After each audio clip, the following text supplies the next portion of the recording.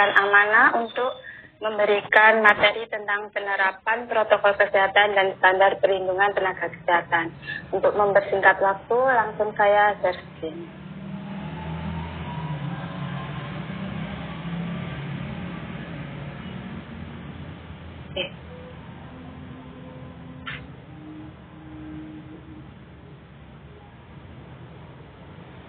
Penerapan protokol kesehatan dan standar perlindungan tenaga kesehatan ini diterapkan dengan tujuan adalah memutuskan mata rantai penularan atau memutuskan infeksi COVID-19. Rantai penularan penyakit infeksi dalam hal ini adalah infeksi SARS-CoV-2 atau COVID-19. Ini ada 6 komponen rantai penularan. Jadi apabila satu komponen ini diputus atau dihilangkan, maka infeksi dapat dicegah atau dihentikan. Kita bahas satu persatu dari komponen agen. Agen atau penyebab infeksi. Penyebab infeksi itu ada banyak, jamur, bakteri, virus, parasit. Tapi pada konteks COVID-19 atau SARS-CoV-2 adalah penyebabnya adalah virus.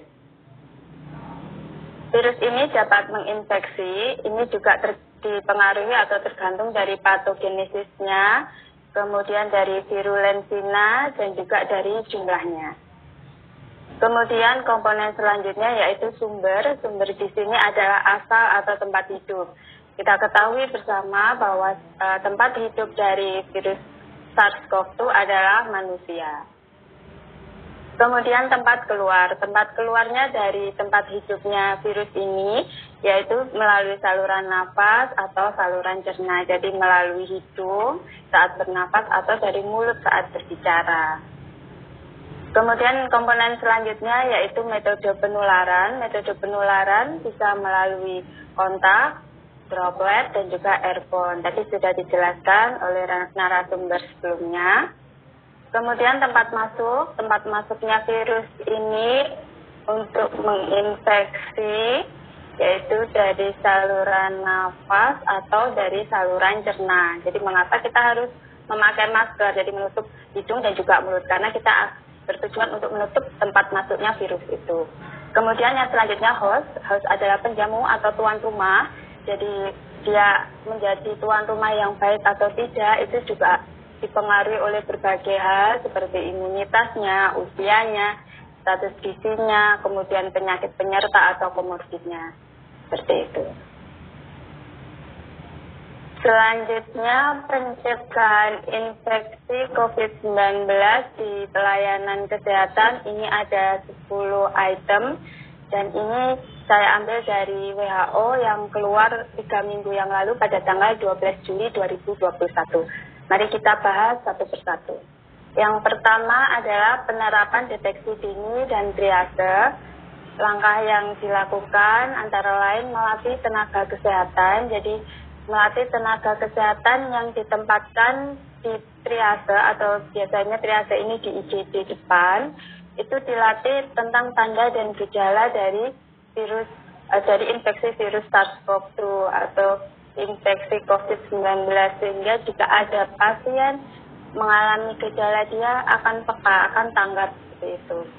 Kemudian petugas triase juga tidak lupa harus selalu mengedukasi kepada pasien dan pengunjung tentang etika batuk, kemudian harus mempercepat pelayanan agar tidak terjadi klaster dan mempunyai insting yang tajam. Jadi apabila pasiennya kira-kira butuh bantuan, nah tanpa pasien itu meminta tolong, petugas tersebut sudah paham seperti itu. Kemudian yang selanjutnya adalah memisahkan pasien bergejala COVID-19 dengan pasien tanpa gejala COVID. Ini tujuannya adalah untuk mencegah terjadinya klaster. Kemudian diberikan ruang tunggu dengan ventilasi yang baik, jaraknya minimal 1 meter. 1 meter ini adalah minimal, jika tidak memungkinkan 2 atau 3 meter.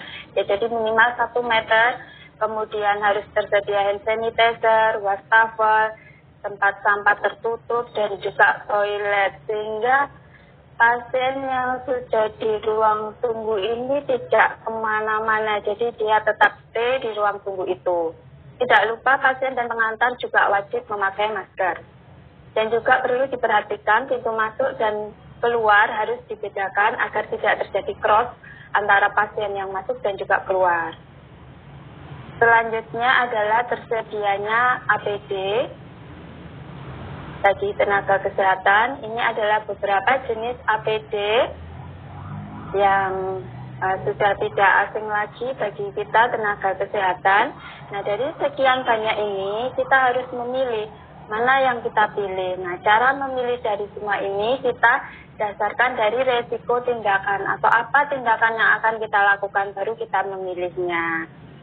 Terus kemudian bagaimana transmisinya? Apakah transmisinya melalui airborne atau kontak atau melalui droplet? Seperti itu. Kemudian semua APD ini prinsipnya dia harus anti air atau tidak tembus air. Karena dia fungsinya kan untuk melindungi. Jadi kalau melindungi diri, kalau ada air kan harusnya dia tidak boleh tembus seperti itu. Kemudian yang tidak kalah pentingnya adalah saat sudah memakai APD, petugas wajib menjaga perilaku. Karena APD-nya patogen tadi bisa saja menempel pada APD. Sehingga saat melepaskan atau saat memakainya sebaiknya memerlukan ruangan yang berbeda. Sehingga tidak terjadi cross infeksi. Kemudian yang nomor 2, item yang kedua, penerapan kewaspadaan standar pada seluruh pasien. Ini sudah tidak asing lagi nih Bapak Ibu. Yang pertama adalah cuci tangan. Cuci tangan ini menerapkan prinsip pas momen cuci tangan, kemudian menggunakan cuci tangan 6 langkah, dan cuci tangan bisa memakai hand sanitizer bila tangan tampak bersih, dan bisa memakai sabun atau air di tempat air mengalir jika tangan tampak kotor. Kemudian etika batuk. Etika batuk ini harus diedukasikan kepada seluruh pasien dan juga pengunjung, dan juga harus ditempelkan di berbagai sudut, misalnya di ruang tunggu agar pasien atau pengunjung itu senantiasa melihat. Nah, jadi secara tidak langsung dia membaca bagaimana batuk yang baik sehingga tidak menularkan atau tidak menyebarkan infeksi. Kemudian yang selanjutnya pemakaian APD. Ini pemakaian APD yang diikuti dengan pelepasan APD. Jadi tadi seperti yang saya jelaskan, pemakaian dan pelepasan sebaiknya di tempat yang berbeda. Karena kalau pemakaian prinsipnya adalah bersih atau steril, yang pelepasan dia sudah terkontaminasi, jadi tidak boleh dalam satu ruangan. Kemudian saat pelepasan juga harus dipisahkan antara APD yang dapat dipakai ulang dan mana APD yang harus dibuang. Selanjutnya adalah pengolahan. Pengelolaan limbah.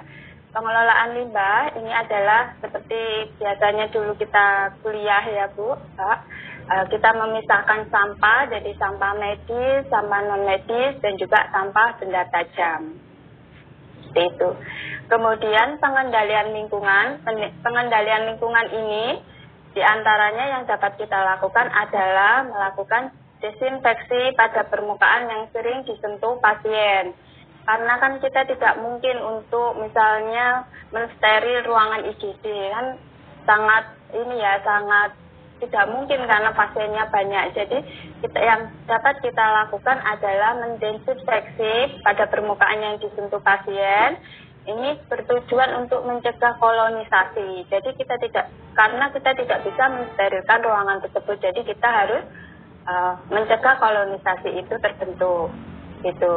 Kemudian prinsip dari pengelolaan lingkungan juga harus mengikuti 3 macam alat. Yang pertama alat kritikal, semi kritikal, dan non kritikal. Di mana bila alat yang kritikal, jadi alat yang masuk ke pembuluh darah atau jaringan manusia, itu kita harus kelola dengan cara steril. Jadi kita harus tempatkan pada tempat yang steril. Kemudian semi kritikal, yaitu alat yang menyentuh mukosa utuh pasien. Jadi alat tersebut harus di tempat yang bersih, kering, dan juga minimal DTT, desinfeksi tingkat tinggi.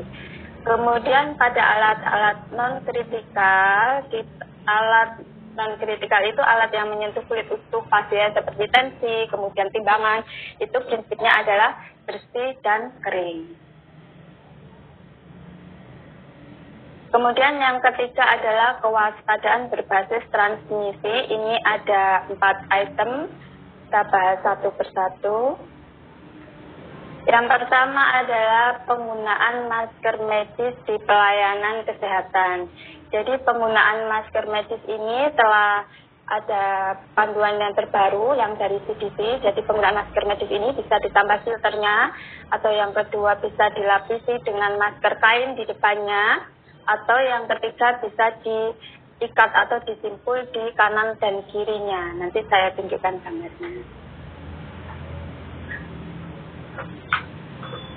Penggunaan masker medis di pelayanan kesehatan. Jadi ini yang item yang pertama, yaitu semua tenaga kesehatan atau tenaga yang bekerja di fasilitas kesehatan wajib menggunakan masker medis atau respiratori. Respiratori itu seperti N95 dan diikuti juga dengan kebiasaan mencuci tangan. Jadi karena masker adalah alat pelindung diri juga, dia patogen juga bisa menempel di masker itu, sehingga setelah kita menyentuh masker, mungkin saat kita memperbaiki waktu melorot atau memperbaiki waktu dia tidak nyaman, setelah kita menyentuh kita harus mencuci tangan, bisa menggunakan hand sanitizer atau mencuci tangan dengan air dan sabun.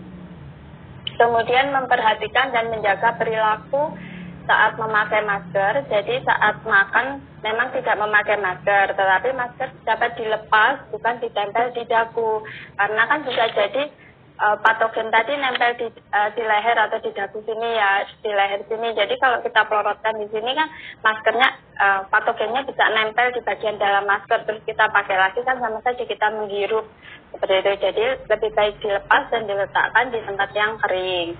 Kalau maskernya masih tampak bersih atau masih tidak basah atau tidak rusak, dan dipakai kembali.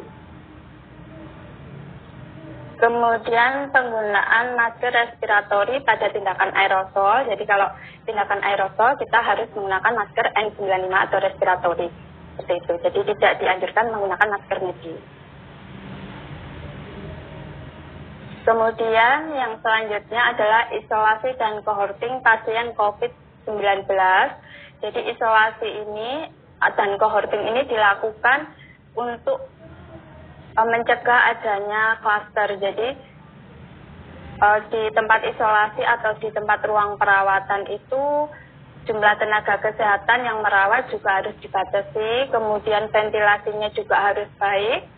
Jika ruangan isolasi penuh, jadi pasien itu dapat ditempatkan dalam satu ruangan. Syaratnya adalah pasien tersebut dengan diagnosa yang sama, misalnya sama-sama COVID-19 dapat ditempatkan di ruang yang sama atau disebut cohorting, dengan tetap saja menjaga jarak, ventilasinya juga harus dijaga.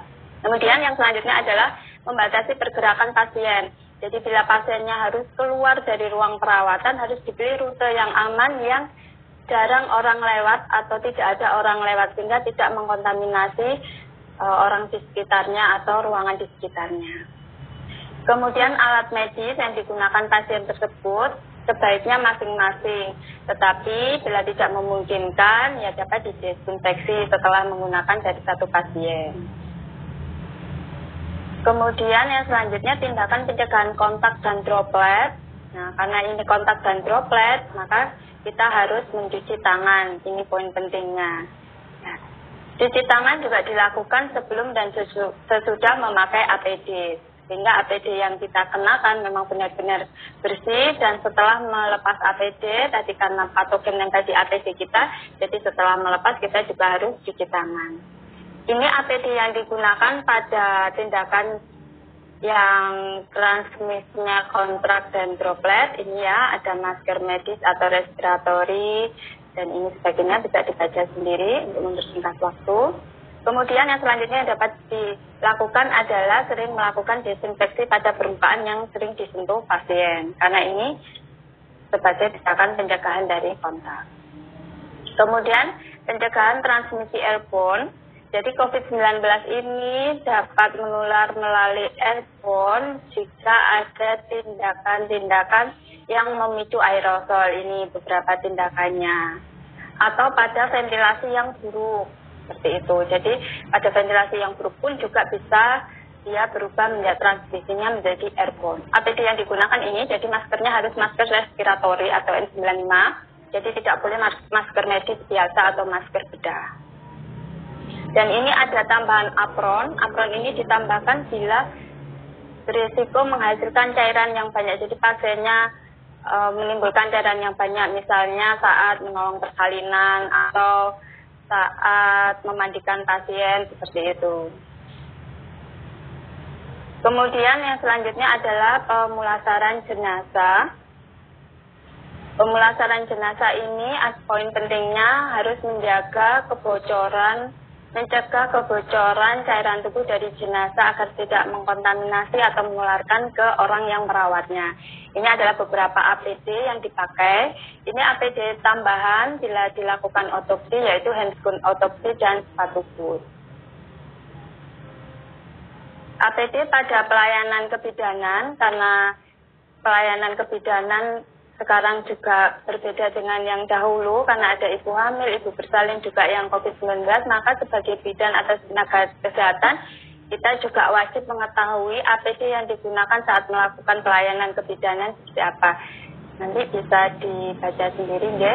Ini pelayanannya, kemudian ini APD yang dicentang ini adalah yang harus dipakai.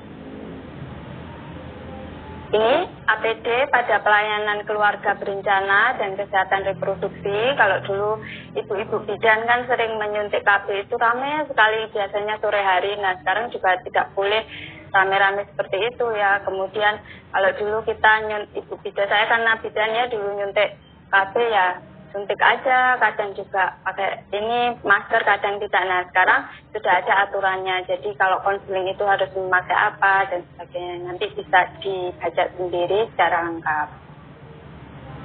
Kemudian yang keempat, pengendalian administratif. Yang pertama yang bisa dilakukan adalah menerapkan prinsip pencegahan infeksi. Jadi di sini tetap menggunakan APD, menjaga jarak, tetap menjaga hand hygiene, mencuci tangan, juga bisa menambahkan barrier antara pasien dan petugas. Biasanya dikasih lapisan kaca atau lapisan plastik yang bisa dibersihkan atau yang bisa didesinfeksi. Kemudian selanjutnya menetapkan keselamatan kerja, yaitu dengan cara memperbaiki SOP pada masa pandemi. Tadi seperti yang saya jelaskan kan SOP pada pelayanan kebidanan juga berbeda dengan yang dulu. Jadi untuk keselamatan kerja diperlukan SOP yang sesuai dengan masa pandemi. Kemudian yang selanjutnya adalah pengelolaan pengunjung fasilitas kesehatan. Ini untuk mengurangi atau meminimalkan pajanan dari tenaga kesehatan dan pengunjung, juga sebaliknya. Jadi ini dilakukan telemedicine atau telekonsultasi. Jadi bisa menggunakan layanan yang melalui aplikasi atau bisa video call atau WhatsApp call dengan bidan atau dengan tenaga kesehatan lainnya, dengan perawat atau dengan dokter yang merawatnya. Ini pada pelayanan KB dan Kespro. Nah ini seperti yang saya cerita tadi, biasanya ibu-ibu bidan ini kan pasiennya numpuk kalau KB itu sore sampai malam. Nah sekarang kan tidak boleh menimbulkan kerumunan karena nanti akan terjadi klaster. Jadi untuk menanggulanginya dilakukan penggunaan layanan jarak jauh. Jadi teleregistrasi terlebih dahulu. Jadi harus menghubungi ibu bidannya atau ibu bidannya yang aktif menghubungi pasiennya. Jadi diatur jadwalnya, jadi misalnya ibu A datang jam segini, ibu B datang jam segini, dan diingatkan pasiennya bahwa datang sesuai dengan jadwalnya. Seperti itu. Tentu saja jadwalnya juga harus menyesuaikan dengan pasiennya, bisanya pasien jam berapa, seperti itu. Kemudian yang selanjutnya, aksesor KB dapat menemui petugas, ini sudah ya. Memastikan alat kontrasepsi mencukupi, jadi ibu bidan sebelum memberikan pelayanan KB bisa menghitung dulu alat kontrasepsinya apakah cukup, ini untuk cukup berapa pasien, sehingga tidak pasiennya jauh-jauh datang, oh ternyata obatnya habis misalnya, seperti itu kan kasihan pasiennya juga. Itu. Kemudian memberikan pilihan alat kontrasepsi jangka panjang, ini bertujuan agar pasien atau aktivator KB tidak sering-sering terpapar atau tidak sering-sering mengunjungi fasilitas kesehatan. Jadi bisa disarankan menggunakan implan atau IUD.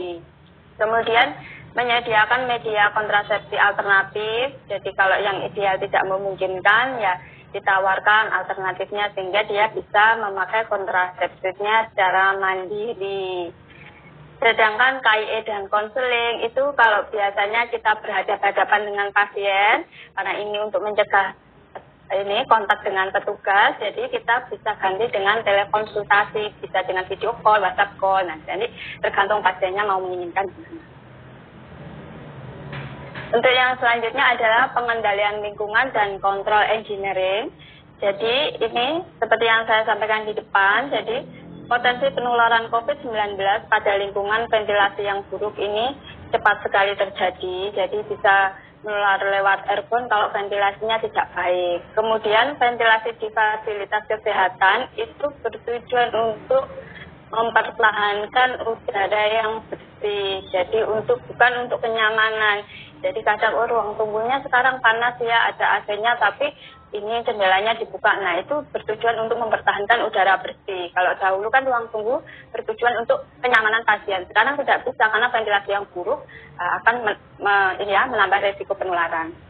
Kemudian prinsip ventilasi yang pertama adalah jumlah dan kualitas udaranya juga harus bagus. Arah aliran udara dari zona bersih ke zona kurang bersih. Jadi zona bersih yang di sini adalah petugas kesehatan, zona kurang bersih adalah pasiennya. Sehingga kalau misalnya ibu-ibu di fasilitas kesehatan atau mempunyai praktek mandiri, jadi sebaiknya kalau memakai AC atau memakai kipas anginnya diarahkan ke pasiennya, di belakang pasiennya bisa diberikan exhaust atau diberikan jendela. Jadi arah anginnya atau arah semburannya dari tenaga kesehatan ke pasiennya, bukan sebaliknya. Itu. Kemudian memperhatikan juga distribusi udara ke setiap ruangan, ini apabila menggunakan AC sentral.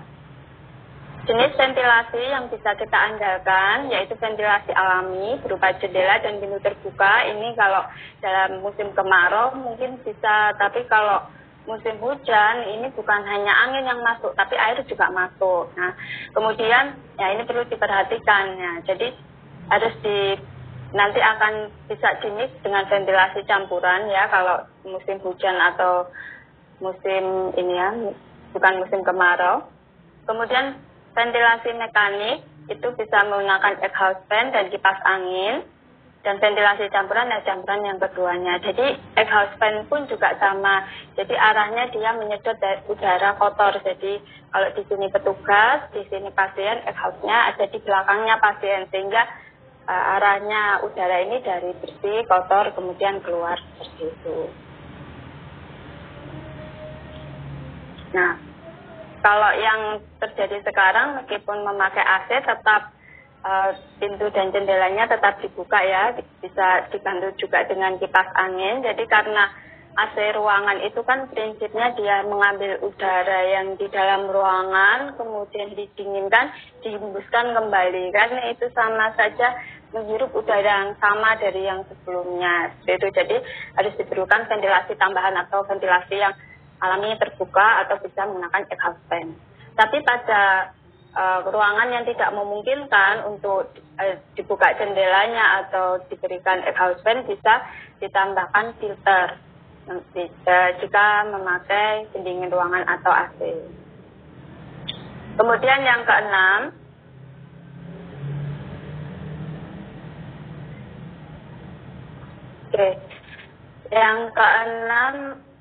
lanjut saja. Saya percepat ya karena waktu saya habis. Yang keenam adalah durasi kontak dan kewaspadaan droplet. Kemudian yang ketujuh adalah pengumpulan dan penanganan spesimen laboratorium. Yang kedelapan pertimbangan pada prosedur bedah.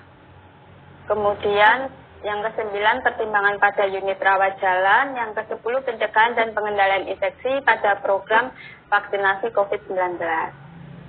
Ini adalah referensi yang saya pakai, jadi nanti apabila kurang jelas bisa dibaca kembali di referensi ini. Ini adalah bagaimana cara meningkatkan proteksi meskipun kita memakai masker. Nah, jadi proteksi maskernya ini seperti yang saya jelaskan tadi, bagaimana caranya agar proteksinya jadi lebih baik. Demikian yang saya sampaikan. Terima kasih atas perhatiannya. Mohon maaf apabila mengambil waktu dari narasumber yang lainnya. Terima kasih, mohon maaf. Selamat siang, saya kembalikan kepada moderator. Terima kasih Ibu Terza. Kita jadi semakin paham bahwa protokol kesehatan menjadi suatu kewajiban yang harus diterapkan dimanapun kita berada dan juga sebagai upaya pelindungan diri tenaga kesehatan. Baiklah, kita lanjutkan ke narasumber yang ketiga, Ibu Revi Gamahata Novika. Beliau adalah dosen di Fakultas Kedokteran Universitas 11 Maret. Beliau menyelesaikan pendidikan S3 Ilmu Kedokteran di Universitas Airlangga tahun 2019. Beliau merupakan anggota konsorsium COVID-19 Indonesia dan Vaksin Indonesia Badan Riset Inovasi Nasional. Karya terbaru berupa dokumen negara yaitu Roadmap Pengembangan Vaksin Merah Putih Indonesia tahun 2020. Beliau kali ini akan menjelaskan mengenai peran tenaga kesehatan untuk menggerakkan masyarakat agar ikut serta vaksinasi COVID-19. Kepada Ibu Revi, kami persilahkan.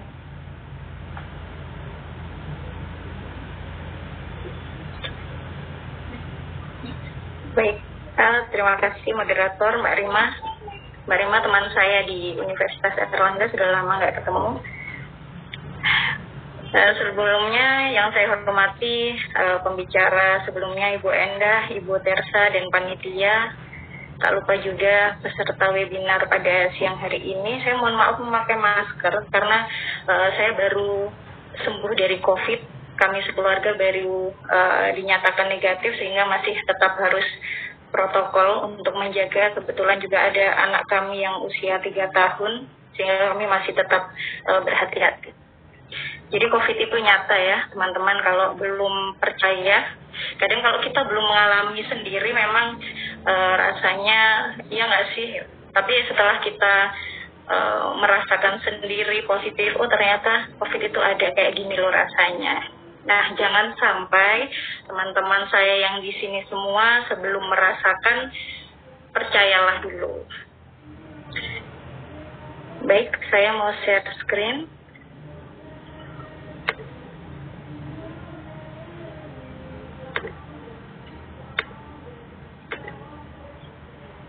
Sudah terlihat ya, Mbak Rima? Sudah, Ibu. Oke. Jadi kalau kita bicara tentang apa sih peran kita dalam pandemi COVID ini, dalam hal ini kalau saya diberi tema vaksinasi, sebelum kita berperan, kita yang harus percaya dulu. Dulu awal-awal vaksin itu datang ke Indonesia, banyak sekali teman-teman, bahkan tenaga kesehatan yang juga masih meragukan, menanyakan bahkan waktu itu ke saya, ini aman nggak sih? Ini efektif nggak sih? Nanti jangan-jangan habis divaksin aku kayak gini. Terus nanti saya di belakang akan cerita bagaimana sih roadmap penelitian dari vaksin ini dan bagaimana sampai vaksin ini bisa diedarkan ke masyarakat. Itu sudah melalui proses yang sangat panjang sekali, sehingga kalau kita tahu sebenarnya kita sudah nggak akan ragu lagi. Nah, itu yang menjadi salah satu penyebab keraguan kita, termasuk tenaga kesehatan di awal-awal dulu meragukan vaksinasi. Jadi kalau saya waktu itu ditanya, saya sudah tidak menjelaskan lagi secara gamblang bagaimana mekanismenya, tapi saya hanya bilang ini hanya salah satu ikhtiar kita, salah satu usaha kita untuk dapat terhindar dari penularan COVID. Udah, aku nggak mau ngomong banyak-banyak sama kalian, intinya ini salah satu usaha dan ini aman karena udah lolos dari BPOM. Udah, kalau saya bicara panjang pasti tanya nanti jangan-jangan kita sudah diberi vaksin, terus vaksinnya itu ternyata vaksin yang dilemah, virus yang dilemahkan, bla bla bla. Nah, tidak semudah itu. Kalau kita tahu ilmu bagaimana pembuatan vaksin ini, kita tahu banyak sekali platformnya, kemudian ada mungkin teman-teman bisa belajar sendiri, ada yang namanya inactivated virus, kemudian ada RNA, DNA, ada adenovirus, banyak sekali platform pembuatan vaksin. Walaupun kita bukan virolog, karena COVID ini merupakan hal yang baru untuk kita, sehingga saya sarankan teman-teman tenaga kesehatan minimal membaca. Jadi kalau kita sudah paham, kita mengerti, kita percaya, saat ada teman-teman di sekitar kita atau masyarakat yang masih mempertanyakan, kita bisa menjelaskan dengan baik. Karena kita mengerti, kita paham. Ini salah satu strategi kita di UNS, di Fakultas Kedokteran, untuk ikut dalam proses serbuan vaksinasi di wilayah Surakarta. Dan kami juga concern setiap hari. Kami setiap hari memvaksin 1.000 orang di Surakarta itu. Bahkan kami juga bagi-bagi tugas di balai kota, di beberapa tempat untuk mendukung proses ini. Jadi kalau sekarang kita banyak bicara itu sudah kalah sama hoax ya. Jadi lebih baik kita mulai berperan. Apa yang bisa kita berikan, kontribusi apa sekecil apapun yang kita bisa lakukan sebagai tenaga kesehatan untuk masyarakat di masa pandemi ini. Ini jadi saya sedikit cerita, mungkin teman-teman pernah mendengar vaksin merah putih. Sebenarnya pemerintah itu sejak awal dulu sudah membuat 2 skema. Jadi skema kerjasama dengan luar negeri dan skema mendukung peneliti kita di Indonesia untuk dapat memproduksi sendiri. Karena kita tahu di Indonesia itu masyarakatnya sangat banyak sekali, sehingga kalau kita waktu itu masih terbatas ya, vaksin masih terbatas, ditakutkan dalam jangka waktu tertentu tidak bisa memenuhi seluruh masyarakat. Bahkan sampai sekarang pun belum 100% masyarakat yang mendapatkan vaksin.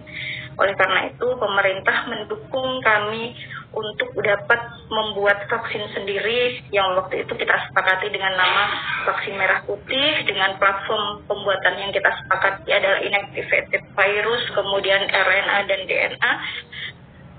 Kita bekerja sama dengan Eijkman, kemudian universitas-universitas lain di Indonesia yaitu UGM, UNER, dan lain sebagainya, LIPI, untuk kita membuat peta jalan bersama untuk kita dapat bagaimana sampai menghasilkan sip vaksin yang kemudian dapat dihilirisasi oleh salah satunya Bio Farma. Waktu itu kita kerjasama dengan industri juga ya, jadi kerjasama kita namai triple helix, pemerintah, kita yang akademisi, dan juga industri sebagai hilirisasinya, itu kita sudah concern. Tapi kenapa sampai sekarang vaksin kita belum ada? Karena tidak semudah itu.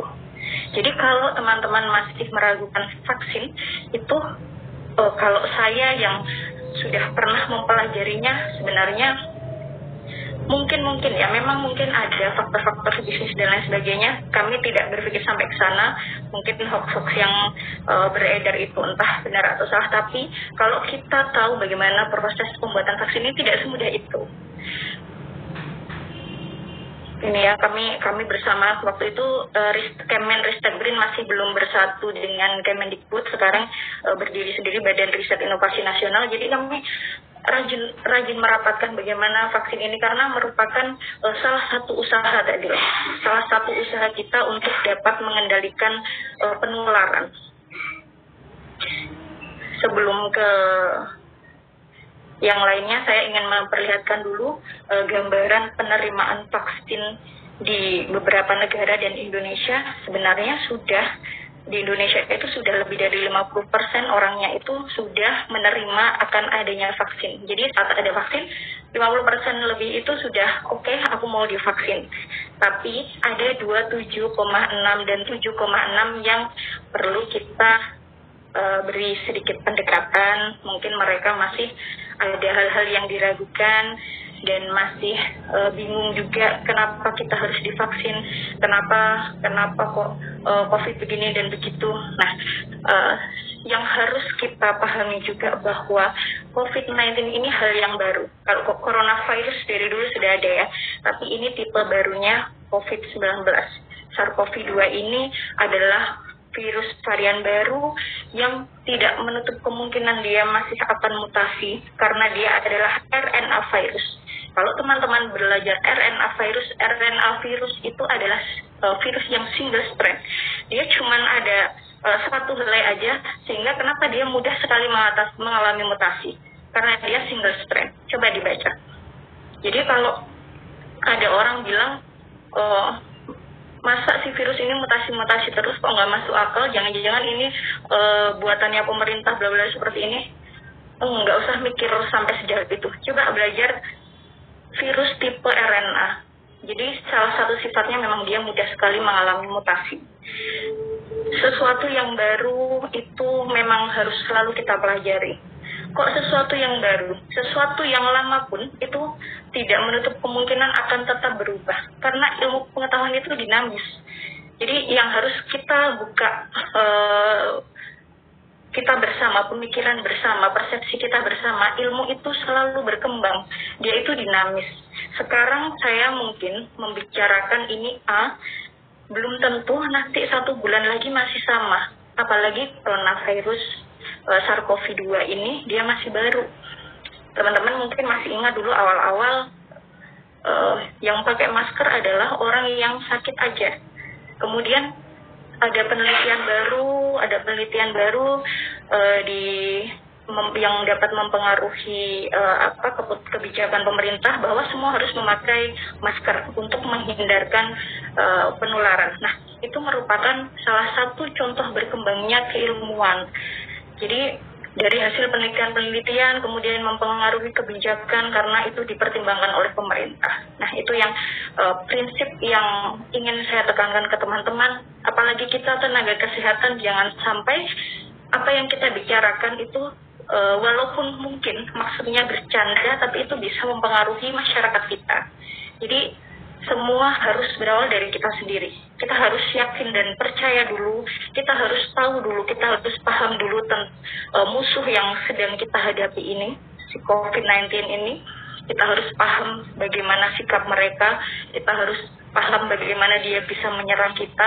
Sehingga kita sebagai primary source, kita tenaga kesehatan dianggap primary source ya oleh masyarakat itu. Kita bisa memberikan pengaruh yang baik di lingkungan kita. Nah, ini juga gambaran dari penerima vaksin dari survei yang dilakukan oleh Kementerian Kesehatan. Jadi sebenarnya sebagian besar masyarakat kita itu sudah menerima vaksin. Menerima dalam arti mereka mau divaksin gitu. Dari beberapa jurnal itu saya baca, kenapa sih mereka banyak yang ragu terhadap vaksin? Itu karena desas-desus ya terkait ada virus aktif di dalam vaksin, kemudian digodok ke narasi-narasi konspirasi, kemudian mereka, ini vaksin kok cepat banget ya, belum setahun dia sudah ada vaksin. Nah, sehingga mereka meragukan bagaimana kualitasnya, kemudian kehalalannya. Yang ingin saya informasikan di sini, kehalalan ya pertama. Kehalalan itu sudah diproses oleh LPPOM MUI vaksin itu. Jadi kita bahkan waktu membuat roadmap itu kita mengundang dari BPOM dan LPPOM MUI bahwa mereka mengatakan vaksin yang dari luar negeri pun itu selain melalui BPOM juga melalui LPPOM MUI. Jadi teman-teman tidak usah khawatir terhadap kehalalan vaksin ini karena sudah lolos dari lembaga yang sebagai perwakilan kita umat Islam di sana. Nah, itu yang mungkin ketidaktahuan masyarakat kita yang perlu kita luruskan, sehingga kita memang harus tahu dulu, kita yang harus paham dulu tentang hal ini, baru kita bisa memberikan pengaruh yang baik ke masyarakat. Kualitas vaksinnya seperti apa? Kenapa kok bisa dalam waktu jangka dekat bisa muncul vaksin? Karena kita saat pembuatan itu menggunakan skema emergency. Jadi untuk COVID-19 ini vaksin merupakan dicetuskan menjadi salah satu ikhtiar untuk menanggulangi pandemi ini, sehingga pembuatan vaksinnya itu menggunakan skema emergency, tapi tetap melalui roadmap yang harus dilalui. Jadi banyak sekali step yang dilalui, hanya waktunya itu dipersingkat. Nanti ada gambar di belakang. Ini ya beberapa survei di berbagai negara, jadi memang banyak sekali kekhawatiran tentang efek sampingnya yang akan muncul. Kemudian kok uji klinisnya cepat banget, kemudian mereka udah alasan apapun aku nggak mau vaksin, kemudian dia merasa ini mungkin nggak akan efektif karena waktu pembuatannya yang singkat, dan mereka merasa misal yang merasa memiliki resiko rendah karena dia tinggal di pedesaan yang jauh dari keramaian, sehingga tidak memiliki motivasi untuk melakukan vaksinasi. Alasan penolakan ini dari survei memang sama ya seperti tadi, tidak yakin sama keamanannya, tidak yakin keefektifannya, takut efek samping. Saya lihat di beberapa jurnal di negara-negara termasuk Indonesia memang seperti ini, rata-rata masih seperti ini. Nah, ini yang saya bilang tadi, kita harus sebagai tenaga kesehatan, kita paham dulu, kenapa sih kok disuruh vaksin itu, kenapa? Kalau saya gambarkan tuh seperti ini. Biru ini orang sehat, yang merah ini orang yang terinfeksi COVID. Dalam jangka waktu tertentu, pasti dua orang ini dapat menularkan ke lingkungannya, ke orang-orang terdekatnya. Tadi bagaimana penularannya sudah dijelaskan oleh pembicara sebelumnya, jadi saya tidak akan bicarakan ke mana-mana, saya fokus ke sini. Kemudian, yang gambar kedua, warna orange adalah orang yang digambarkan sudah mendapatkan vaksinasi ya, sehingga diharapkan dalam jangka waktu tertentu orang-orang yang sudah mendapatkan vaksinasi ini sekian persen lebih aman dari orang-orang yang belum vaksin. Nah, harapan ke depan adalah jika hampir sebagian besar orang sudah tervaksinasi, maka akan penyebaran penyakit ini akan terhambat secara drastis. Jadi yang perlu kita tekankan ke masyarakat juga, yang divaksin itu belum tentu dia akan terhindar dari COVID. Jelaskan dengan bahasa yang mudah aja. Kalau vaksin itu intinya biar tubuhmu itu kenal sama virusnya. Misal nih ada virus masuk, kalau kita belum divaksin, tubuh kita saat ada virus masuk dia diem. Karena masih satu virus gitu ya yang masuk. Nah, satu virus masuk, dia akan bereplikasi, dia akan melakukan hacking ke sel-sel kita. Saat sel-sel kita sudah banyak yang mengalami kerusakan karena hacking dari si virus ini, baru sel tubuh kita, imunitas kita baru dia akan respon, loh, kok ada benda asing. Nah, pada saat sudah replikasi banyak itu, sudah melakukan hacking itu, respon kita kan dianggap terlambat di situ, sehingga resiko untuk terjadinya keparahan penyakit itu lebih dibandingkan orang yang sudah divaksin. Harapannya itu gitu. Jadi saat kita divaksin, kita sudah diberi vaksinasi saat ada virus masuk, harapannya tubuh kita itu saat satu virus masuk, dia udah langsung respon, itu si COVID tuh, itu harus kita lawan. Saya sering mengumpamakan vaksin ini dengan Romeo dan Juliet. Saya sampai bingungnya gimana ngomong ke orang-orang itu konsep dasar vaksinasi itu. Jadi saya biasanya ke beberapa webinar saya bilang ada Romeo dan Juliet yang namanya mereka pasangan, mereka pasti paham ya, dari baunya aja, dari gelagat tubuhnya dia udah paham kalau itu Julietnya gitu. Bedanya di sini Juliet yang harus dibunuh. Jadi saat si Juliet datang, si Romeo itu udah paham, oh itu musuh yang harus kubunuh. Jadi harapannya itu seperti itu. Sehingga walaupun ada virus masuk, kita nggak sampai terjadi resiko-resiko yang mengakibatkan hal-hal yang fatal. Seperti saya sudah merasakan sendiri, suami saya itu kemarin tanggal berapa ya, 2 minggu yang lalu kita terinfeksi. Alhamdulillah saya tidak ada gejala apapun, sehat, tidak ada anosmia dan lain sebagainya. Suami saya batuk-batuk. Nah, di situ saya membuktikan sendiri, kami berdua sudah tervaksinasi. Jadi itu masuk akal gitu. Tidak usah kita tahu ilmunya yang mendalam, itu masuk akal. Oh iya, kita sudah punya database tentang SARS-CoV-2 di dalam tubuh kita. Jadi saat ada virus masuk, responnya itu cepat, dia cepat respon. Nah, itu yang perlu kita tekankan ke masyarakat. Jadi di sini saya tekankan, terus pahami dulu konsep dasar imunisasi. Kadang ada yang aku udah divaksin tapi aku kok tetap terkena COVID sih. Masih ada memang yang ngomong kayak gitu. Itu karena ketidaktahuan. Tugas kita sebagai primary resource adalah memberikan pemahaman itu. Memang kalau vaksin itu bukan berarti kamu akan kebal dan tidak akan terinfeksi. Tapi konsepnya kayak gini loh. Nah, jadi masyarakat tidak selalu serta-merta terus menyalahkan udah vaksin masih kena, udah vaksin masih kena. Nih ya, tadi harapannya memang menurunkan kasus tadi, kemudian menurunkan angka kematian akibat ini, melindungi sistem kesehatan masyarakat, kemudian lebih luas lagi agar kita tetap bisa produktif dan perekonomian masyarakat kita kembali dan mencapai kekebalan kelompok tadi. Ini roadmap pengembangan vaksin ini saya bocorkan aja ya, agar teman-teman semua paham dan bisa mengerti. Dari ini aja kita udah tahu seberapa panjang sih pembuatan vaksin itu. Mulai dari level laboratorium, kemudian dari preklinik. Preklinik ini nggak langsung ke manusia, tapi kita di hewan dulu. Di lab itu juga nggak langsung ke manusia, tapi di hewan dulu. Bagaimana formulasinya, apakah dia bisa menimbulkan respon imun, itu sudah dari awal itu sudah diperhatikan. Kemudian safety, keamanan itu juga selalu diperhatikan. Safety sepanjang jalan trial ini selalu diperhatikan. Jadi kalau saya berpendapat tidak ada orang sejahat itu. Sejahat itu dalam arti vaksin yang misalkan kalian anggap coba-coba kemudian diberikan ke masyarakat luas, tidak akan seperti itu gitu. Kekhawatiran masyarakat sejauh ini kan karena ketidaktahuan itu ya. Ini safety ini selalu dievaluasi di setiap fase-fasenya.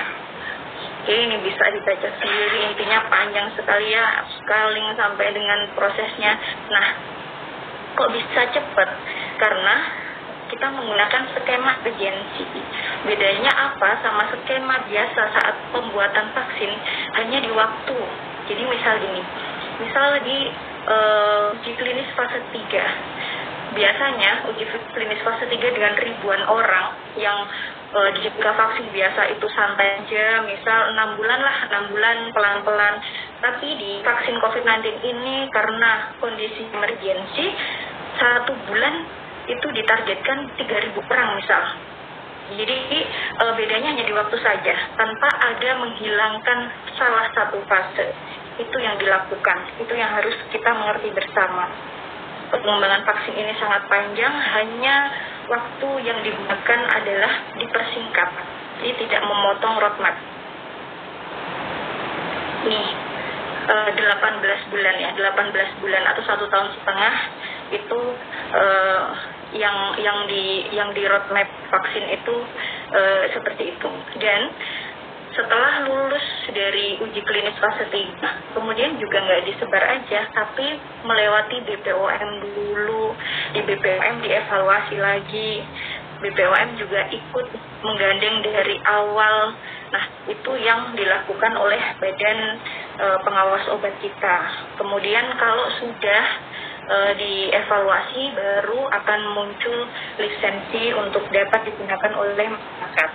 Nah, karena kalau vaksin yang kita beli dari luar itu tentunya BPOM tidak melakukan sebanyak ini, tapi langsung ke evaluasi bagaimana vaksinnya, dari keamanan dan lain sebagainya, itu tetap mereka evaluasi.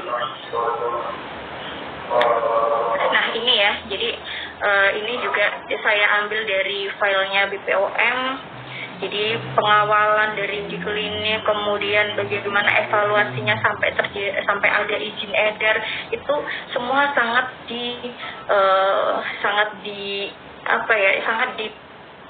tricky gitu, sangat diperhatikan gitu oleh BPOM, karena ini menyangkut kesehatan masyarakat Indonesia secara luas. Ini ya. Nah, itu untuk teman-teman, saya rasa teman-teman harus tahu. Jadi bedanya mungkin kalau vaksin yang biasa itu bisa sampai 2 tahun atau lebih, bahkan ada vaksin tertentu yang sampai 5 tahun dia baru berhasil. Kalau di vaksin COVID-19 ini karena tadi itu kita butuh secara cepat, maka waktunya ini loh yang dipersingkat. Ribuan relawan 0 bulan, misalkan ini 1 bulan di fase 3. Jadi tidak ada pemotongan roadmap ya, tidak ada pemotongan step di sini. Ini fase-fasenya itu seperti ini, mulai dari laboratorium, kemudian preklinis, klinis fase 1, klinis fase 2, dan seterusnya sampai ke evaluasi dari badan otoritas yang ditunjuk. Terus apa sih yang bisa kita lakukan untuk mengatasi keraguan vaksinnya dan meningkatkan kepercayaan masyarakat? Kalau saya berpendapat ini merupakan multifaktor sehingga dan kompleks gitu, dan kompleks sekali, sehingga yang diperlukan itu pendekatannya tidak hanya di level sistem, tidak hanya di level pemerintah ya, tapi sampai ke individu. Sampai ke individu kita harus bisa menyentuh, karena media sosial sekarang seperti itu kita paham, dan masyarakat kita semua bisa mengakses informasi bebas itu, maka kita sebagai tenaga kesehatan paham dulu itu tadi. Jadi jika ada yang mempertanyakan ke kita bisa memberikan informasi yang berimbang. Risk and benefitnya kita bisa memberikan, mulai dari misal mereka masih ragu, kita bisa cerita prosesnya kayak gini loh, sepanjang ini, masa aku masih ragu, kadang saya seperti itu. Ini salah satu jurnal juga menilai bagaimana orang-orang ini bisa percaya dan mau melakukan vaksinasi itu dari level individu, mereka pengetahuan itu tadi ya, makanya kenapa mereka seperti itu, karena ketidaktahuan kemudian didukung adanya hoax-hoax yang beredar bebas. Nah di situ akhirnya pengetahuan yang masuk adalah pengetahuan yang salah, sehingga itu bisa mempengaruhi motivasi mereka untuk menentukan apakah mereka mau vaksin atau enggak. Nah ini level individu ini harus kita sentuh juga, minimal di orang-orang terdekat kita, sehingga mereka juga bisa memberikan pengaruh yang baik ke lingkungannya, kemudian mempengaruhi ke lingkungannya yang lain. Nah itu yang bisa kita lakukan di level individu. Kemudian akses ini juga sangat penting. Jadi di sini kita ini karena saya tidak di klinis ya, saya di pendidikan di Fakultas Kedokteran UNS, kita memberikan kemudahan itu ke masyarakat. Jadi kita bantu untuk proses pendaftarannya, kemudian mereka tinggal datang untuk melakukan vaksinasi. Kalau teman-teman yang sudah tidak asing dengan digital, kita berikan G-form untuk pendaftaran dan sebagainya. Jadi banyak yang bisa kita berikan ke masyarakat, banyak yang bisa kita lakukan untuk mendukung mereka mau melakukan salah satu ikhtiar kita untuk melawan pandemi ini. Pendekatan multi level, jadi kalau tidak hanya kita tenaga kesehatan, kita tanpa faktor-faktor yang lain itu juga saya rasa agak sulit ya, karena kita hanya mungkin bisa mengakses pasien-pasien kita, tapi kita tidak bisa mengakses masyarakat luas tentang memberikan bagaimana mereka untuk bisa mau divaksinasi. Jadi memang banyak faktor yang harus berperan di sini, seperti media harus menghindari pernyataan yang dilebih-lebihkan ya. Kita harus bekerja sama memang. Jadi kalau media menulis misal nih ada yang meninggal habis vaksin, itu sebenarnya media harus berperan. Jangan langsung dikabarkan dulu ini meninggal karena vaksin, padahal kita belum tahu misal nih memang ada beberapa orang yang setelah vaksin itu katanya positif, padahal kita tidak tahu posisinya seperti apa. Misal dia sebelum vaksin dia sudah terinfeksi, kemudian karena belum timbul gejala dia vaksinasi, kemudian beberapa hari setelah vaksin misal timbul gejala, akhirnya yang disalahkan vaksinnya. Nah, hal-hal seperti itu yang perlu kita sadarkan juga. Saya ada pengalaman, jadi waktu kita melakukan vaksinasi, kita tanya, walaupun mereka sudah lolos screening dari beberapa hal, kita tanya ada tanda-tanda COVID nggak kira-kira? Iya, saya beberapa hari ini kok nggak bisa nyium. Nah, itu kita vaksinator kita tunda. Jangan vaksin dulu, nanti kalau anosmianya udah hilang, datang lagi nggak apa-apa. Kita tetap beri jatah, kita tetap tulis tunda, nanti bisa ditunda di hari lain. Nah, kita seperti itu. Jadi itu salah satu peran kita ya, harus jangan asal karena sudah lolos screening di depan, kemudian kita tim vaksinator ya udah suntik aja. Nah, di situ salah satu peran kita untuk konfirmasi lagi. Beneran nggak ada pilek misal, beneran nggak ada tanda-tanda yang mengarah ke sana. Nah, itu perlu dikonfirmasi, meminimalkan itu tadi kabar-kabar hoax yang muncul karena vaksin malah menyebabkan COVID lah dan lain sebagainya. Otoritas regulasi media dalam hal ini Kominfo juga saya lihat, saya baca juga sebenarnya sudah banyak melakukan hal untuk menekan informasi-informasi yang tidak benar ya, tapi memang cepat sekali beredar, sehingga sebelum Kominfo itu melakukan tugasnya, informasi yang salah itu sudah beredar dulu. Nah, itu kesadaran masyarakat kita yang sangat kita butuhkan. Azan ya Mbak Rima, kalau terdengar saya skip dulu ya. Ya, tidak apa-apa.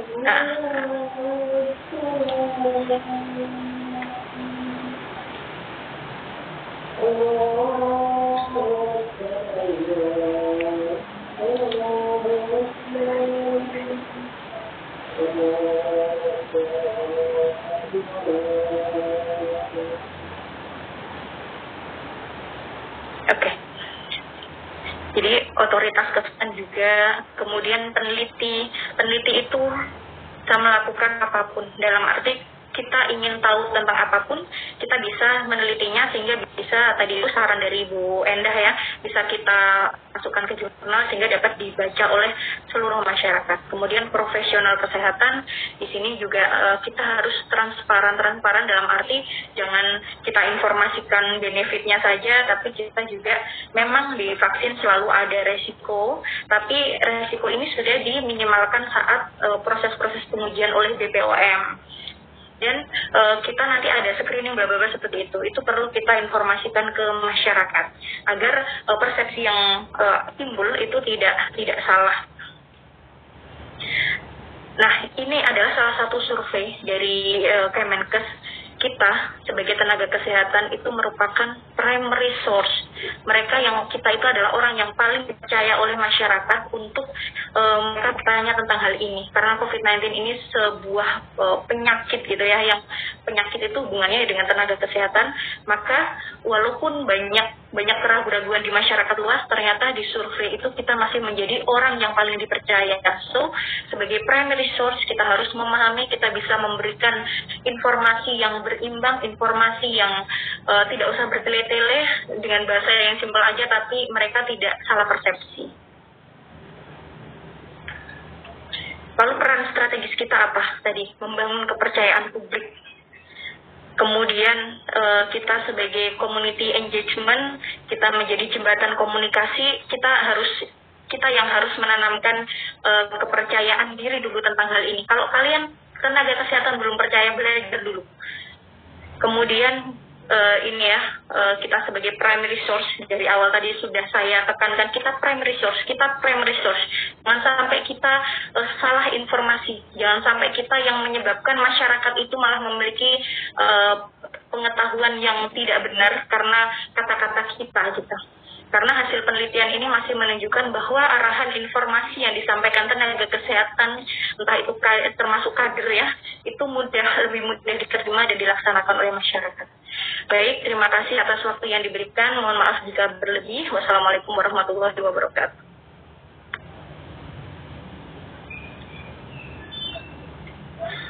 Waalaikumsalam warahmatullahi wabarakatuh.